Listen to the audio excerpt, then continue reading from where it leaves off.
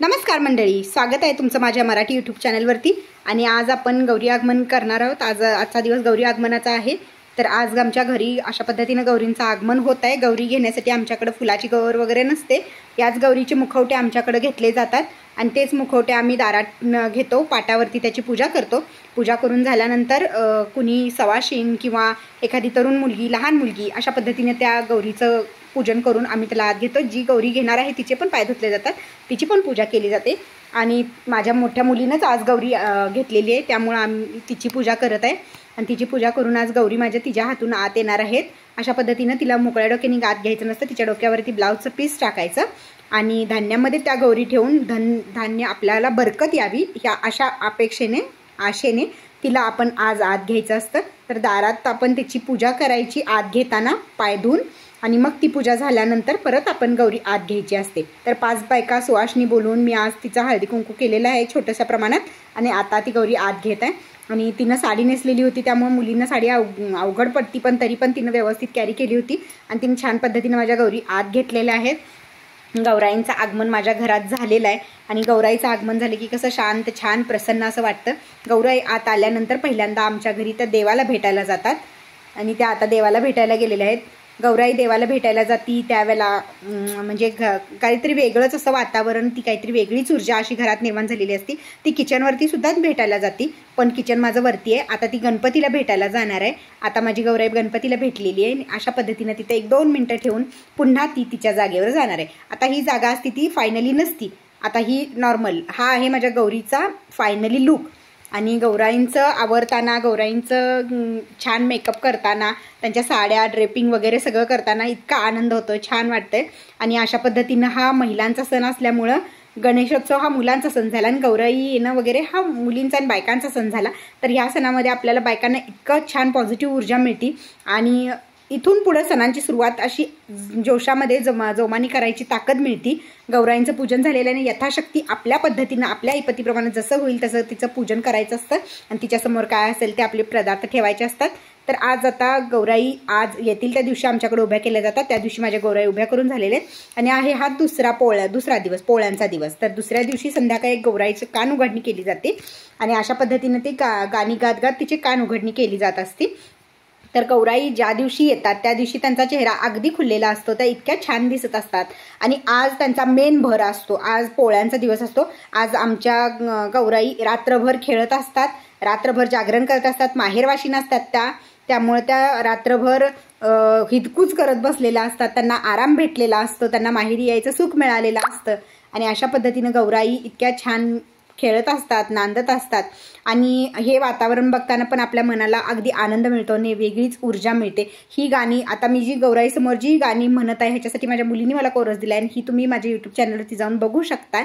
आणि ह्या final look माझ्या गौराईंचा, आणि गौराईची ही जर गाणी तुम्हाला ऐकायची असतील तर माझ्या यूट्यूब चॅनलवरती मी स्पेशली मी गायलेल्या गाण्यांचा शॉर्ट व्हिडिओ टाकलेला आहे, तर तो शॉर्ट व्हिडिओ जाऊन ऐका, बघा, म्हणजे तुम्हाला कळतील की मी कुठली गाणी म्हणलेली आहेत आणि कुठल्या टोनमध्ये म्हणलेले आहेत। जर मी तुम्हाला टोनवरून ओळखता आलं तर खूपच छान।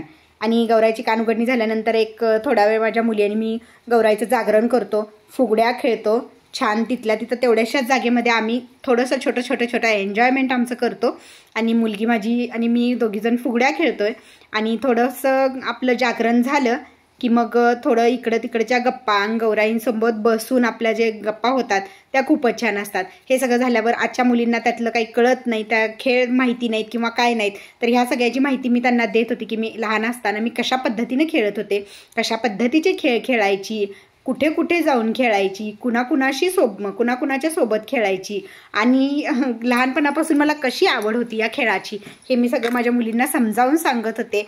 लहानपणीच्या आठवणी जाग्या झाल्या होत्या, माझं लहानपण खूप छान गेले आणि लहानपणी खेळ पण माझ्या माहेरी भरपूर खेळले जातात, त्यामुळे पहाटे 3-3:30 वाजेपर्यंत माझं जागरण गौराईसोबत चालू असायचं। आमच्याकडे सगळ्या मुली, लहान महिला वगैरे सगळ्या ह्या 3-3:30 वाजेपर्यंत पहाटे खेळतात। हे काय माझ्या मुलींना पटत नव्हतं, त्या हसत होत्या, त्या काहीतरी त्यांचं चाललं होतं। तर एवढं सगळं झाल्यानंतर आज गौराईचं जागरण झालेलं आहे, मी गौराईची अशी दृष्ट काढलेली आहे आणि मला खूप छान वाटतं आणि मी खूप आनंदी आहे आणि मला इतकं छान वाटलं की गौराई माझ्या घरी आहेत।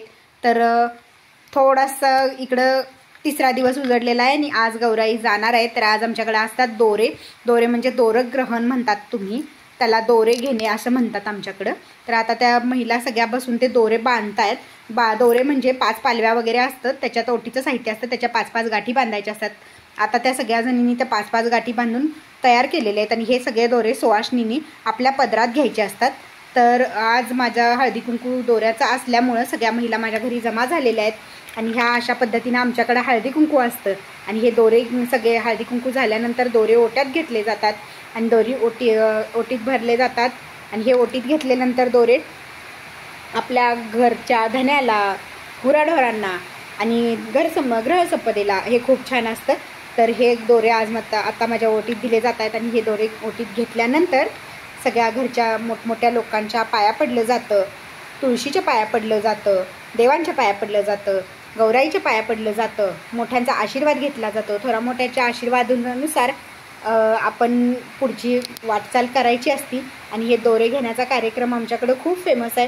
खूप गर्दी होते, खूप लोक असतात आणि ही सुरुवातच होती. पहिल्यांदाच माझ्या घरून सुरुवात होती, त्यामुळे काहीतरी राहतंय, काहीतरी चुकतंय असं होत आम्ही माझा हा दोऱ्याचा कार्यक्रम आता इथं झालेला आहे. हे दोरे घेतल्यानंतर नाव घ्यायचं असतं. तर मी माझ्या आहोंचं नाव घेतलेलं आहे आणि ते पण नाव घेतलेलं बायकांना खूप आवडलेलं आहे, छान वाटले त्यांना. आणि अशा पद्धतीने मी आता देवाच्या, गौराईच्या वगैरे सगळ्यांच्या पाया पडलेली आहे. आणि इथं मी दोरे आता गौराई पुढे ठेवणार आहे. तर गौराई पुढे ठेवलेले दोरे ठेवायचे आणि ते भौमपूजन ज्या दिवशी असतं, भूमिपूजन, त्या दिवशी ते दोरे विसर्जन करायचे. आता आली आहे वेळ विसर्जनाची. तर आज आमचा घरचा गणपतीसुद्धा गौरीसोबत जातो. तर मी शिऱ्याचा प्रसाद केला होता, तो दाखवत होते.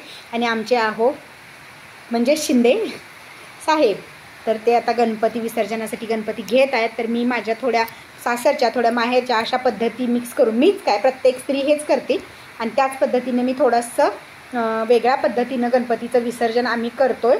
वेगळ्या पद्धतीनं म्हणजे आमच्या भागाला जी पद्धत आहे नवऱ्याच्या इकडं, ती पद्धत माहेरी नाही, त्यामुळे मी माहेरच्या थोडी पद्धत वापरलेली आहे. गणपती जाताना पायानी ह्याचं माप ओलांडूनच मी बाहेर काढते. तर गणपती विसर्जनासाठी ह्यांनी खाली घेतलेलं आहे. राहिलेले मागच्या वर्षीचे जे गौराईचे मुखवटे होते ते पण विसर्जन करायचे होते, ते मला घ्यायचे होते, म्हणून मी ते घेत आहे. आणि आमच्या गौराई आता, गणपती आणि गौराई आता आज जाणार आहेत. तर मन खूप दुःखी आहे, आतून खूप त्रासदायक आहे हे बघणं. आणि आमचा तर यावेळेला बालगणेश होता, लल्ला होता, त्यामुळं आम्हाला तो अजिबात जाऊ द्यायचा नव्हता. माझ्या मुलांच्या डोळ्यात अक्षरशः पाणी येत होतं. माझी मुलं नको, मोठी आहेत तरीही ती मुलं माझी नको जायला म्हणत होती. तर अशा पद्धतीने तांदळाचं माप ओलांडून आम्ही गणपती विसर्जनासाठी घेऊन चाललो. मी गणपती विसर्जनाला कधीही जात नाही, आमच्याकडून माहेरी महिला कधीही जात नाहीत, पण माझी मुलगी घरी थांबणार होती म्हणून मी गणपती विसर्जनासाठी आज पहिल्यांदा गेली होती यांच्यासोबत. आणि विसर्जनाला आम्ही जात होतो. शेजारीच आमच्या छोटीशी इथं विहीर आहे आणि विहीर मालकानं तिथं स्वच्छता केलेली होती आणि गणपती विसर्जनाची त्यानं परवानगी दिली होती, त्यामुळं आम्ही गणपती विसर्जनासाठी तिथे घेऊन चाललो होतो. माझी छोटी मुलगी, मी आणि आमचे आहो, आणि माझं शूटिंग करतो आहे आमच्या सगळ्यांचा माझा मुलगा, त्यामुळं तो शूटिंगमध्ये दिसत नाही आहे. तर अशा आम्ही पद्धतीनं गणेशावरती उधळण करत गणेशा घेऊन गेलेलो आणि आमच्या शेजाऱ्यांचे आमचे असे 3 गणपती एका वेळेला विसर्जन करायचे होते. तर आम्ही तिघांना ठेवून त्यांची छान आरती वगैरे केलेली आहे आणि अशा पद्धतीनं आम्ही त्यांचं आज विसर्जन करणार आहे. तर विसर्जनाची वेळ जशी जवळ येत होती तसं सर्वांना वाईट वाटत होतं, सगळ्यांना दुःख होत होतं आणि हळूहळू आम्ही विसर्जनाच्या दृष्टीनं चाललो होतो.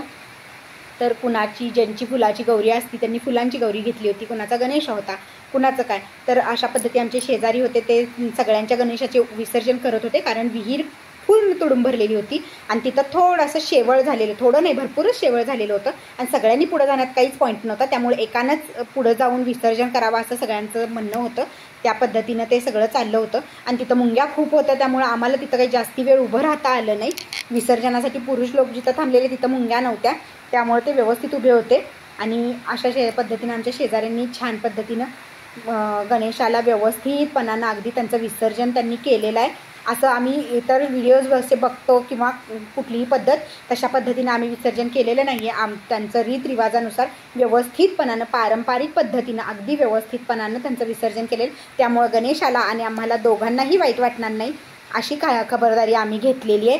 आणि अशा पद्धतीनं आमचं गणेश विसर्जन करून झालेलं आहे आणि आता सगळे लोक आम्ही तिथून आता विहिरीपासून निघणार आहोत. तर ही अशा पद्धतीनं विहीर भरलेली होती, त्यामुळे जास्त रिस्क न घेता आम्ही अशा पद्धतीनं गणेश